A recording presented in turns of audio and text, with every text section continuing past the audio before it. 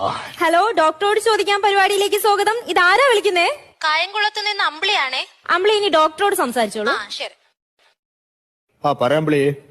Doctor, ഞാൻ 45 വയസ്സുള്ള ഒരു യുവതിയാണ്. 45 വയസ്സുള്ളപ്പോ യുവതിയല്ലല്ലോ, അമ്മച്ചല്ലേ?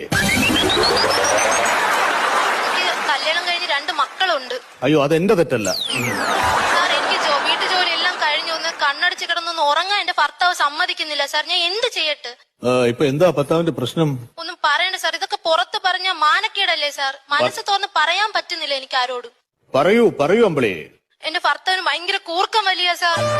കൂർക്കം വലിയ ഡീപ് ആത്മീയ എന്ന് പറയും. അത് ഒരു വലിയ പ്രശ്നമെന്ന് ചിലർക്ക് തോന്നാം, ചെറിയ പ്രശ്നം ചിലർക്ക് തോന്നാം. അപ്പൊ അമ്പിളി ഒരു കാര്യം ചെയ്യും, ഞാൻ പെട്ടെന്നൊരു പരിഹാരം പറയാം. അതായത് നിങ്ങള് 2 വശത്തായിട്ട് കിടന്നുറങ്ങണം.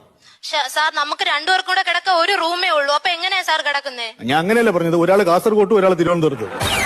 പ്രശ്നം തീർന്നില്ലേ? എനിക്ക് കൂർക്കം വലി മാറോ സാർ? കൂർക്കം